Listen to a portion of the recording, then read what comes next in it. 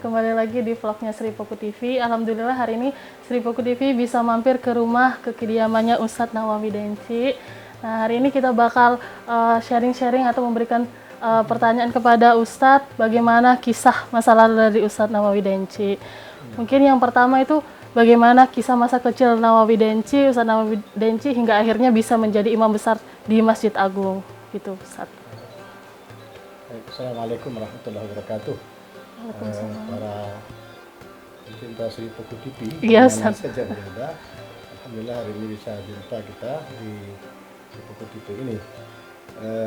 Jawab pertanyaan dari siapa tadi namanya? Rizka, Ustadz. Rizka. Iya. Ya seperti biasa, kita kecil ya, asalnya tidak ada, terus dilahirkan sama ibu kita, terus ya namanya di kampung ya. Kalau kan di kampung saya bukan di sini, di seberang Ulu satu Ulu ya, satu Ulu Sungai Goren, tapi Sungai Musi. Ya, biasa berenang, nyebrang dari seberang Ulu ke seberang Ilir. Ini kan masih enak, airnya hijau Sungai Musi dia, jadi kalau mau berenang itu mudah. Nah, kebiasaan di kampung memang kalau di kampung itu kan kalau tidak ngaji itu kan dimarah sama orang tua. Kalau udah menjelang maghrib itu harus ke musola. Nanti setelah itu ngaji. Maghrib, habis subuh ngaji. Sibuk apapun ya harus ngaji, karena di kampung udah bisa ngaji kan gitu. Baru bisa ngaji. Waktu itu memang masih banyak guru ngaji. Jadi kita bisa milih mau yang setelah maghrib, mau yang sudah subuh gitu. Dan dengan keikhlasan para guru itu kayak menyiapkan diri mereka untuk ngajar gitu. Dan waktu itu cuma bawa minyak lampu ya, satu botol. Karena dulu belum ada listrik. Kalau habis subuh maghrib itu kan butuh lampu canting itu untuk menghidupnya ya butuh minyak tanah. Jadi kita yang ngaji itu bawa minyak tanah satu botol ke sini gitu untuk menghidupi ngaji lampunya canting gitu. Jadi ya seperti itulah belajar sama-sama dan sebagainya. Seiring waktu setelah tamat belajar di kampung, guru-guru di kampung itu yang menganjurkan sebaiknya nambah lagi ilmu itu ya. Jangan cuma di kampung ini, mbok ikut sama Pak Kiai Sazili Mustafa, Kiai Haji Ahmad Sazili Mustafa. Beliau kan ngajar di RRI itu sering hari Jumat pagi, ngajar bacaan Al-Quran. Dan beliau ngajarnya dulu di 17 Ilir, di Lorong Ketandan. Dulu ada namanya Fakultas Usuluddin, dulu di situ, di Lorong Ketandan itu, gedung 3 tingkat itu, itu tahun 1976 ya. 1976 ya, jadi mulai belajar di situ sampai tahun 1982. Itu dapat 2 riwayat, 2 qiraat ya. Qiraat Imam Asim, riwayat Hafs ini, dan juga qiraat Imam Nafi', riwayat Warash gitu ya. Yang itu ya. Nah, itu ikut beliau. Nah, tapi tahun 80 itu beliau setelah tamat belajar qiraat Asim itu mau nyambung qiraat Nafi', dia menganjurkan coba kamu ngapal gitu. Oh, itu di umur berapa Ustadz mulai menghafalnya? Ya umur 17 tahun. 17 tahun sudah mulai menghafal Al-Quran. Karena anjuran Kiai Sazili ini. Nah, kebetulan memang waktu itu Pak Allahyarham Kiai Haji Abdul Rashid Shiddiq itu sudah berumur 80 tahunan. 80 tahunan. Beliau kan yang imam sholat tarawih di Masjid Agung 1 juz 1 malam. Saya sering ikut di masa kecil itu. Dan tahun 80 itu beliau sudah mulai agak uzur. Karena badan beliau gemuk kan, kalau mau berdiri dari rakaat pertama ke rakaat kedua itu kan bergantung di kursi. Sementara untuk menggantikannya tidak ada orang hafal Quran. Saya dari tahun 70-an sering ikut serawih di belakang beliau itu punya kekhawatiran lah ini kalau Kiai tidak kuat lagi siapa penggantinya. Kalau beliau meninggal tidak ada yang meneruskan ya sepalembang langet ini berdosa galau-galau ya pasti. Kata Ustadznya ya. Iya. Nah, kebetulan Pak Kiai Sazili menyuruh ngafal, saya juga kepingin, cuma takut karena pada waktu Pak Kiai Rosyid itu ketua MUI Sumsel, dan ulama besar, mau ketemunya itu sulit. Sampai saya saking senangnya sama Pak Kiai Rosyid itu, waktu di Kiai Sazili itu ada putu Kiai Rosyid, waktu jadi ketua Dewan Hakim MTQ Nasional di Palembang, tahun 1975 itu, saya minta sama Pak Kiai Sazili untuk dibawa ke rumah, saya pandangi waktu itu. Kebetulan tahun 80 itu 17 Agustus, itu awalnya itu. Pak Kiai Sazili nyuruh menghafal, saya kepengen, saya diminta ngaji di rumah Dokter Mutmainnah, Dokter Muzaki waktu itu kepala bidang apa di Rumah Sakit Umum itu di Bukit Darat sini, kayak berteman sama adiknya Dokter Tolaat waktu itu. sering simak-simakan malam-malam. Nah, saya disuruh ngaji, Pak Kiai Rosyid ada di situ. Setelah ngaji Pak Kiai Rosyid panggil saya sini, kamu mau nggak menghafal Quran? Ini pucuk cinta ulang jiwa saya bilang. Saya memang kepengen mau ke rumah Kiai Rosyid, takut karena beliau ulama besar gitu ya. Akhirnya dipertemukan. Kamu lebih enak menghafal daripada jadi qori. Qori itu kan paling umur 40 tahun. Suara kamu masih bagus, napas masih panjang. Nanti setelah 40 tahun, suara mulai berkurang, napas pendek. Samping munculan generasi baru. Jadi kamu akan ditinggalkan orang. Kalau kamu menghafal itu sampai mati. Beliau kepengen Pak Yai. Nah kalau begitu katanya nanti malam kamu datang ke Masjid Al-Maghfirah. Di Rambutan itu, di depan rumah beliau. Rumah beliau kan di Jalan Rambutan, nomor 9 depan Masjid Al-Maghfirah. Nanti malam kita peresmian namanya LPA, Lembaga Pendidikan Al-Quran Sumatera Selatan. Itu mereknya di depan Masjid Al-Maghfirah. Waktu itu masih di belakang masjidnya, itu masih tanah lapang. Masjid ini kecil di belakang. Nah, saya datang lalu itu ternyata itu yang meresmikan Pak Gubernur, Pak Haji Sainan Sagiman, waktu gubernur bersama Pangdam 4 waktu itu masih ya. Pangdam 4 Sriwijaya Pak Haji Tri Sutrisno. Pak Haji Trisno ini anak angkatnya Pak Kiai Rashid. Rupanya perasaan gubernur sama Pak Panglima ini sama seperti saya. Khawatir kalau Kiai meninggal tidak ada yang teruskan. Maka dari inisiatif gubernur dan Panglima dibentuklah lembaga itu untuk merekrut generasi penerus untuk menghafal Quran. Nah sejak malam itu saya disuruh datang Senin, Rabu, Jumat ke rumah Kiai itu untuk setor hafalan. Jadi dari kampung saya di seberang Hulu itu ke sana 3 kali naik mobil. Iya, dari Satulu itu kan naik mobil ketek dulu yang tak dulu kan, Simpang 4 Kertapati, belum ada bis kota. Dari Simpang 4 itu naik mobil Kertapati yang merah itu turun di bawah jembatan Ampera. Ya. Dari bawah jembatan Ampera itu naik mobil Palimo yang ngabang itu yang kecil. Stop di Kambang Iwa di samping gereja Silowam itu. Jalan Gajah Mada itu jalan kaki naik ke atas. Jalan itu setiap Senin, Rabu, Jumat itu setor 1/4 juz. Waktu awal-awal itu banyak yang ikut. Ada sekitar 50-an, Kiai termasuk guru saya juga ikut menghafal Kiai Sajili itu.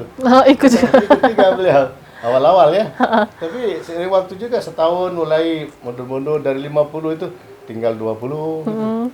Nah, yang dapat 4 juz mundur, yang dapat Pak Kiai Sajili sampai dapat 8 juz mundur itu. Dan sudah punya cucu udah repot gitu. Iya. Akhir-akhirnya tinggal saya sendirian ya. Sampai 30 juz. Dari 50 itu saya sendirian.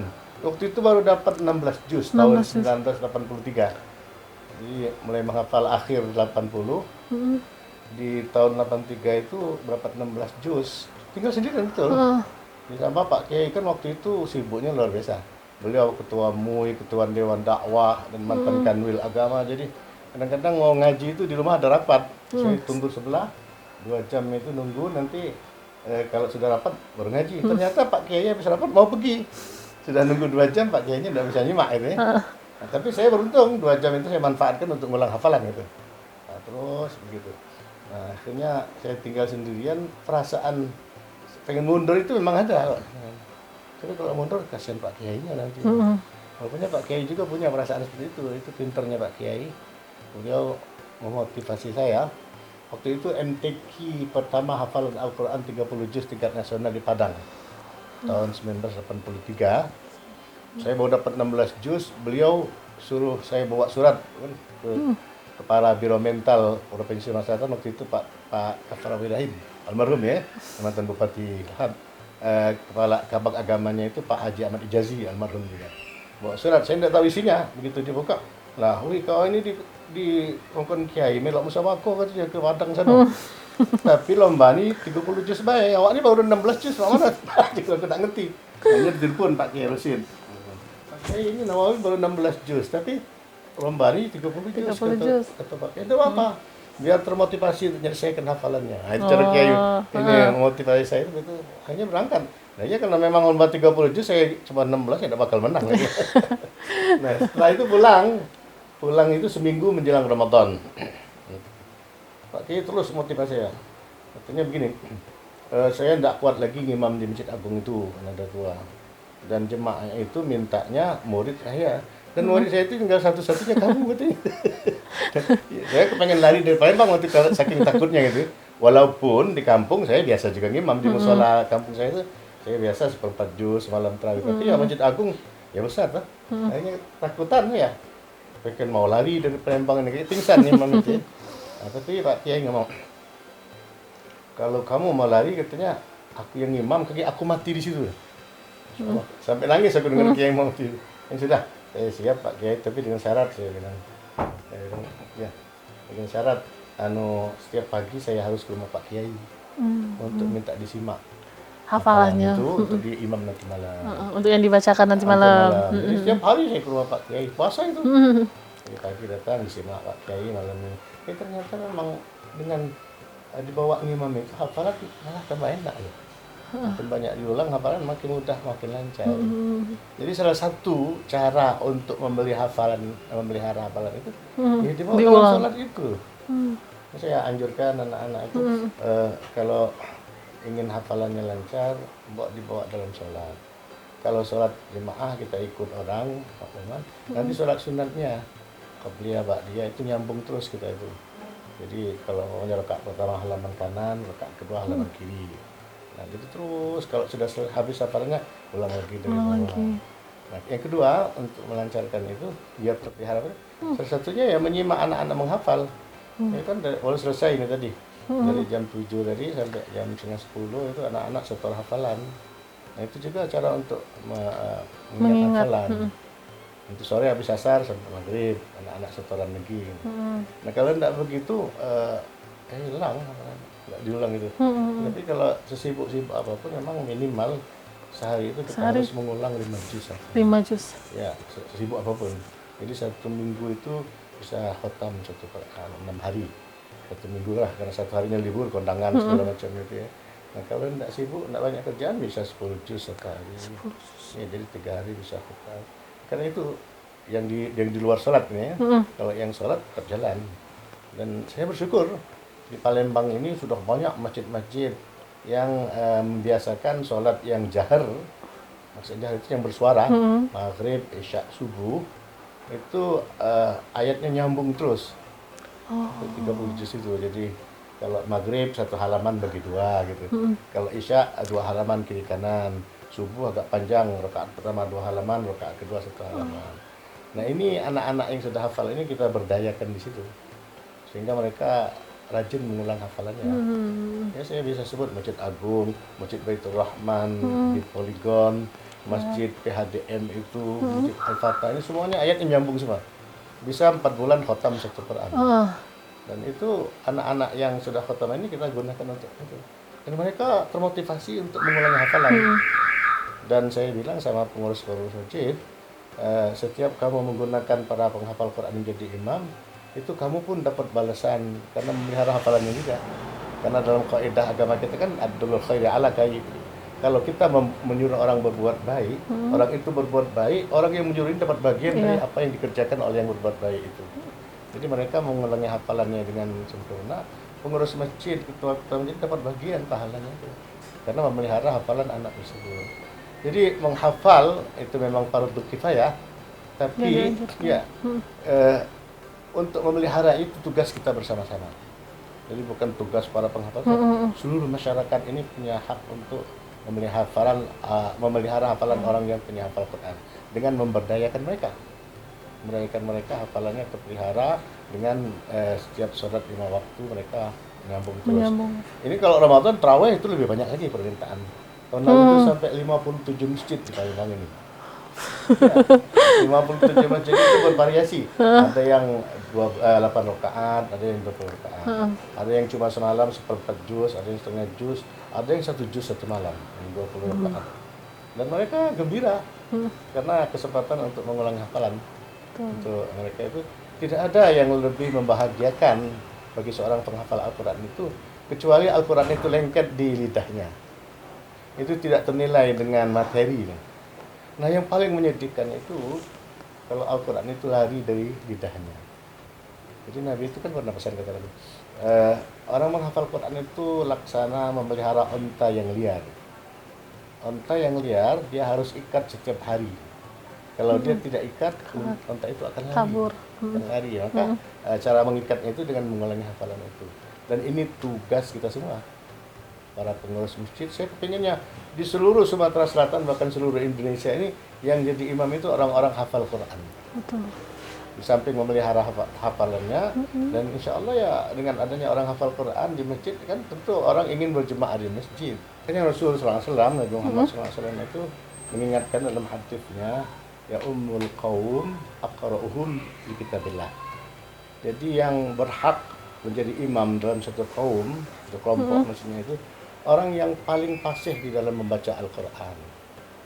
Jadi kefasihan itu yang utama ya. Nah, nanti setelah itu baru kefakihannya, pemahaman tentang hukum-hukum sholat itu, artinya sunnah, wajib dan rukun dan sebagainya.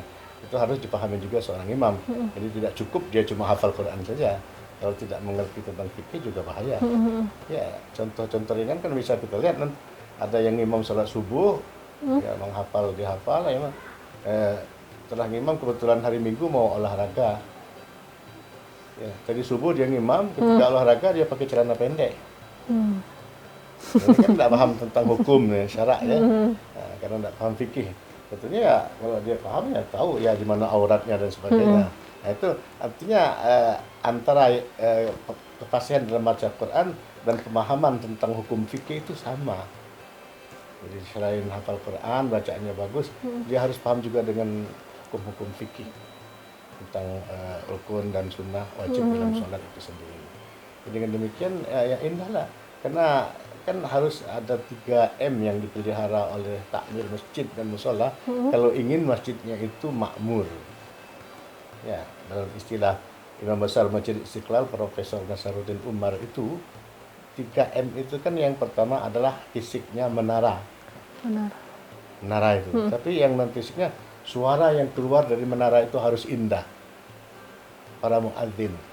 Jadi para muadzin itu yang azan harus yang bagus supaya orang terdengar loh Indahnya. indah. Oh saya pengen ke masjid itu. Nah, bayangkan di Madinah Mekah itu begitu muadzinnya Allahu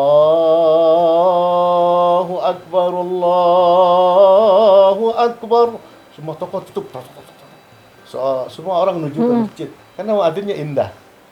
Coba kalau yang azannya wah kan lari orang itu ya. Jadi suara yang keluar dari menara itu harus bagus sehingga menarik orang untuk datang ke masjid itu. M yang kedua adalah mihrab. Fisiknya mihrab, tapi intinya yang berdiri di dalam mihrab itu para imamnya. Nah, para imamnya harus yang betul-betul fasih. Sehingga dia baca Quran walaupun panjang ayatnya itu orang masih tetap senang.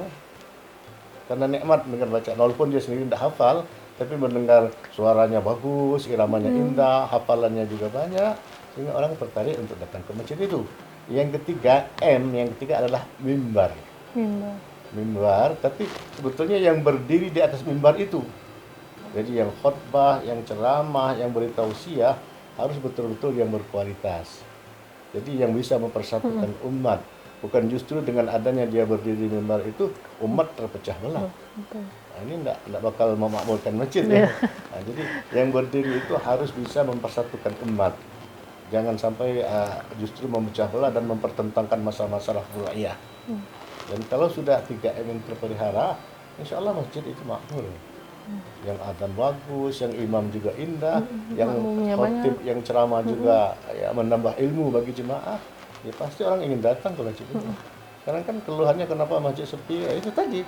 Karena pengurusnya tidak mengoreksi ya kira-kira apa kebutuhan jemaah itu. Nah, kalau sudah semuanya dipenuhi, insya Allah ya makmur lah masjid itu untuk orang-orang rindu datang. Lawang umrah ke Madinah, Mekah itu kan sekarang antri juga ya, haji dan sebagainya. Kenapa? Karena itu tadi, karena indah. Indah suara muadzinnya, imamnya juga betul-betul kualitas. Kemudian khotib-khotibnya juga mempersatukan umat, bukan memecah belah. Itu yang membuat rindu untuk datang ke situ. Gitu. Samping memang doa dari para nabi dan muslimin juga. Di dalam Quran kan banyak nabi-nabi itu berdoa, faja'al afidatan minan nas tahwi ilaihim warzuqhum minas samarat. Nabi Ibrahim itu berdoa, jadikan hati-hati manusia itu rindu untuk datang ke sini. Ya betul, orang berebutan mau datang ke sana. Jadi untuk kita yang di luar Mekah Madinah, kita berusaha untuk meniru apa yang dilakukan di sana itu ya, dengan imam-imam yang baik, muadzin yang berkualitas. Dengan demikian insya Allah orang dari mana pun pasti rindu akan datang ke masjid itu. Jadi bukan dari sekedar fisiknya saja, non fisik ya, para pengisi yang di masjid itu harus orang-orang yang kompeten. Sehingga masjid itu saya kepinginnya begitu, di seluruh Indonesia ini para penghafal Al-Quran itu diberdayakan untuk menjadi imam. Sehingga demikian, pertama nanti hafalannya akan terpelihara. Yang kedua, masjid itu akan makmur. Yang ketiga, pengurus masjid itu akan dapat bagian pahala dari apa yang dibaca oleh para imam itu, dia dapat bagian. Karena memotivasi orang mengulangi hafalan Al-Quran. Saya tahu ya, kalau orang mau ngimam subuh itu, ya ini pengalaman pribadi, minimal dia ulangi 10 kali. Satu halaman atau 2 halaman itu. Makanya kan 10 kali dia ngulang itu berapa hurufnya ya. Nah itu pengurus-pengurus masjid dapat bagian dari apa yang dilakukan oleh para penghafal Quran itu. Karena dia ingin ketika menjadi imam hafalannya lancar tentu. Dan tentu banyak ngulang. Nah, karena dimanfaatkan oleh pengurus masjid. Saya sedih kalau masjid-masjid imam-imam bacaannya tidak karu-karuan. Padahal orang hafal Quran kan banyak ya. Nah, sekarang ini kan bertebaran di mana-mana orang hafal Quran, kita bersyukur. Nah, tugas kita masyarakat memanfaatkan mereka. Penyalurannya yang masih kurang Ustaz berarti. Iya, betul. Ya, pengen setiap masjid itu ya yang jadi imam itu orang-orang hafal Quran. Sehingga dengan demikian masjid itu akan makmur. Dan memang betul orang rindu ingin datang ke sana karena imamnya ya memang bagus-bagus gitu ya. Nah, jadi kita harus berbuat seperti itu melalui Facebook Sri Puku ini ya. Tugas para kameramen dan enti itu ya salah satunya mensiarkan ini supaya di masjid-masjid itu imamnya itu yang bagus-bagus. Rasul sallallahu alaihi wasallam sendiri mengatakan, seandainya umatku itu tahu pahala menjadi muadzin, jadi tukang adzan itu lebih besar daripada imam, orang akan berebut menjadi muadzin semua. Iya, Nabi mengatakan orang jadi muadzin itu lebih besar pahalanya daripada imam, karena dia mengajak orang untuk datang. Nah, kalau imam kan belum tentu ya, tanggung jawabnya kan besar. Jadi pahalanya lebih besar muadzin gitu ya. Nah, jadi orang berebut jadi muadzin mestinya itu.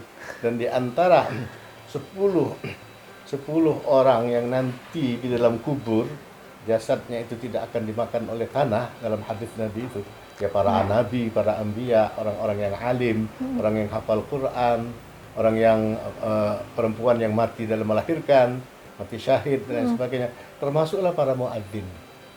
Insyaallah. Imam tidak masuk imam loh. Muadzin yang cuma dimasukkan Nabi. Jadi orang yang adzan itu jasadnya tidak akan dimakan oleh bumi. Insyaallah. Karena dia ikhlas memanggil orang untuk salat. Tentu dia juga salat kan, memanggil aja itu. Jadi inilah barangkali yang bisa saya sampaikan melalui Sri Puku ini. Mudah-mudahan para pemirsa, para pecinta Sri Puku di mana saja berada, mari kita sama-sama memelihara hafalan Al-Quran anak-anak kita, generasi muda kita seterusnya. Kalau saya ini kan sudah kepala 6 ya, tinggal nunggu panggilan gitu. Nah, kita yang belum persiapkan generasi penerus. Kalau misalnya anak-anak Ustadz, apakah Ustadz juga kasih ruang untuk menjadi penerus Ustadz atau enggak? Udah, tentu loh. Bapak malu kalau saya enggak. Makanya anak saya semua di pondok. Dan mereka menghafalnya enggak sama saya. Dengan Ustadz yang lain. Iya, rata-rata di Jawa, di Jogja, di Jombang, di Malang. Dan ya hampir sudah 3 orang sudah hafal 30 juz. Dari anak Ustadz ada berapa nih? Iya, anak saya. Kemarin yang juara 1 MTQ Internasional hafalan 30 juz di MTQ Internasional di Palembang 2014 lalu, Ar-Rasyid Siddiq itu anak saya nomor 2. Itu 30 juz. Itu ngapalnya di Jogja. Bukan sama saya. Kalau sama saya manja biasanya. Jadi anak saya itu rata-rata tamat SD langsung mondok di Jawa. Begitu cara Ustadz untuk memperkenalkan dengan Al-Quran Ustadz? Ya, rata-rata di Jawa teman kita juga yang punya pondok itu kan. Yang nomor 3 itu di Tebuireng, Jombang. Yang nomor 1 perempuan itu di Kerapia, Jogja. Yang Rosid ini di Sunan Pandanaran, Kaliurang, di Sleman, Jogja. Nah, sekarang yang adik-adiknya di Malang. Nah, jadi bukan sama saya. Ya, nah, berpencar mencari ilmu. Yang bungsu itu justru tidak mau ke Jawa, di Palembang, di Mukti Musunnah sini. Yang perempuan itu sudah 16 juz juga katanya. Kelas 1 aliyah, SMA ya. SMA. Nah, itu di Palembang, di Mukti Musunnah. Saya ta'zim sama Allahyarham Kiai Haji Ahmad Syukri, Muhammad Syukri. Sehingga saya kepengen jangan sampai saya kualat sama beliau, harus ada satu anak saya yang dari pondok situ. Nah, kebetulan memang dia juga mau. Saya tawari mau ke Jawa, enggak Bu ya, biar di sini aja. Nah, alhamdulillah. Jadi saya kepengen berbakti dengan guru kita Kiai dan Syukri, ya anak saya juga memang gitu pengen. Saya tawarin kemarin tamat sanawiyah, tamat SMP mau ke Jawa anak. Nah, Bu ya biar di sini aja. Kalau senang saya di sini. Alhamdulillah. Jadi ada penerus dari wasilah Kiai Haji Ahmad Syukri. Itu Jadi saya sudah mengimam sholat tarawih di Masjid Agung itu lahir tahun berapa kan? 96 Oh, Ustaz. jauh. Itu tahun berapa itu? Kameramen kita. 99. Saya mengimami mulai tahun 1983. Sampai Ini saat berapa? ini. 36 tahun ya. Ya, waktu itu masih bujang ya. Gitu. Baru berusia 21 tahun. Ya, karena waktu itu tidak ada yang lain. 21 tahun itu sudah jadi Imam di imam, Masjid Agung, sudah hafal 30 juz. Iya, pertama 16 juz tadi, 1983. Tapi ini memotivasi saya, tahun depan saya harus khatam. Akhirnya 14 juz itu saya selesaikan dalam tempo 3 bulan. Karena semangat tahun depan 1984 saya harus satu Quran. Betul, cepat jadi saya bersemangat. Tadi karena mau dibawa dalam sholat tarawih, 1 juz 1 malam, 1 juz 1 malam. Waktu itu masih sendirian. Kemudian sampai tahun 2002, seiring dengan usia saya sendiri juga udah agak kurang kuat. Nah, mulai tahun 2002 saya ajak murid saya. Jadi 10 rakaat pertama murid saya, nanti 10 rakaat kedua baru saya. Ini persiapan kalau saya menghadap Allah kan. Kadang-kadang anak saya juga saya ajak juga rusid itu untuk gantiin gitu. Karena memang kita harus mempersiapkan generasi penerus. Jadi orang yang sukses itu bukan untuk dirinya saja, tapi untuk penerusnya juga. Penerus selanjutnya. Ya, kalau cuma dia, nanti kalau mati habis. Sekarang kita harus mempersiapkan generasi penerus yang harus lebih baik daripada kita. Kan Nabi bilang begitu, barang siapa yang hari ini sama dengan kemarin, ya rugi. Barang siapa yang hari ini lebih jelek dari kemarin, ya terlaknat ya. Dan orang yang beruntung itu hari ini lebih baik dari kemarin. Jadi harus kita berusaha ya lebih baik dari kemarin. Dan generasi penerus harus lebih baik daripada kita sekarang. Dengan demikian insya Allah Quran makin terpelihara dan anak-anak muda kita makin senang untuk menghafal Al-Quran. Dan ya terjaminlah negara kita ini dari balak dan bencana insya Allah. Makin banyak orang hafal Quran. Amin. Nah, berbicara mengenai menghafal Al-Quran, kira-kira Ustadz ada nggak sih batasan umur? Kan biasanya misalnya orang tua tuh, sudah tua, sudah tidak bisa ngapalin lagi. Nah, gimana itu Ustadz untuk memotivasi? Ya mungkin orang-orang yang sudah berumur tapi sebenarnya pengen untuk menghafal, tapi sudah takut duluan Ustadz. Nggak ada. Sahabat-sahabat Rasul itu semuanya tua loh. Sayyidina Abu Bakar itu lebih tua dari Nabi. Yang muda cuma satu, Sayyidina Ali. Paling mudah. Sayyidina Umar itu tua-tua semua. Tapi hafal loh. Artinya kemauan. Manjada wajada itu berlaku. Barang siapa yang ingin berusaha, insya Allah bisa. Tinggal mengatur waktu. Jadi tidak ada batasan orang tua, orang muda. Cuma memang kadang-kadang karena yang muda, apalagi anak kecil kan dia lebih bersih. Ada pepatah itu mengukir di atas batu. Kalau belajar di tua itu mengukir di atas air. Baru coret sudah hilang gitu. Kenapa? Karena di otak ini kan kayak radar sudah. Baru mau mulai menghafal ingat, oh ini nak bayar listrik bulan ini berapa. Baru nak ngapal ingat beras habis gitu. Kontrakan rumah dan belum dibayar, ledeng dan baik itu orang tua. Kalau anak-anak kan tidak punya pikiran itu. Makanya tidak usah heran kalau ada anak kecil hafal Quran karena memang masih bersih. Kullu mauludin yuladu alal fitrah kata Nabi. Tergantung orang tuanya nanti mewarnai apa.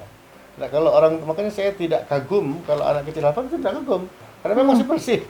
Saya yang kagum justru kalau ada orang tua yang hafal Quran. Ada pejabat yang hafal Quran. Wali kota, bupati, gubernur hafal Quran. Itu luar biasa. Karena dari sekian banyak yang ia kerjakan dia masih ada waktu untuk menghafal. Itu luar biasa. Kalau anak-anak kecil ya memang begitu, tugasnya cuma begitu belajar. Tapi itu nikmat Allah juga untuk kita semua. Jadi saya ini kan tidak ada batasan. Karena sahabat-sahabat Nabi itu semuanya pada tua, kecuali Sayyidina Ali sendiri. Di mana kita mau, insya Allah bisa. Tinggal mengatur waktu. Gitu. Ya, masih ada pertanyaan? Terakhir Ustadz, Oke. bagaimana Ustadz tips untuk teman-teman bagaimana caranya untuk menemukan jodoh yang baik untuk masa depannya dan juga untuk ke jannah gitu Ustadz. Karena sekarang kan lagi booming yang namanya itu nikah muda. Kira-kira pandangan Ustadz mengenai nikah muda itu gimana? Kalau masalah jodoh kan itu Allah yang nentuin bukan kita. Makanya di dalam surah Ar-Rum itu kan ada 6 ayat ya, ayat 20 sampai 25 itu wa min ayatihi wa min sebagian dari tanda-tanda kebesaran Allah itu ya. Nah, di antaranya dijadikan langit dan bumi, siang dan malam, hujan dan panas, laki-laki dan perempuan, termasuk masalah perjodohan itu tanda-tanda kekuasaan Allah. Artinya jodoh itu qada dan qadar Allah. Jadi hak prerogatif Allah. Para mufassir menafsirkan kenapa ayat itu didahului dengan kata-kata khalaq, min ayatihi an khalaqalakum. Nah, ini para mufassir menafsirkan kalau sudah didahului kata khalaq itu haknya prerogatif Allah. Tidak ada campur tangan makhluk di dalam menentukan jodoh seseorang. Cuma selaku makhluk Allah kita wajib berdoa, berusaha. Tapi ketentuan tetap pada Allah Subhanahu wa taala. Anda percaya? Berapa banyak orang yang pacaran setahun, 2 tahun, bahkan mungkin puluhan tahun. Begitu mau dilamar, ditolak sama keluarga perempuan. Tidak jodoh tuh namanya. Betul. Ada yang cuma ketemu 1 minggu, 1 hari, 1 minggu, tuh dilamar langsung jadi. Itulah rahasia Allah. Artinya kita memang wajib berdoa, berusaha untuk menemukan jodoh yang diharapkan sesuai dengan agama. Karena Nabi kan mengatakan itu, tungkahul mar'atu li arba'in gitu kan. Nikahilah oleh kamu perempuan itu dengan 4 kriteria. Yang pertama apa? Li jamaliha.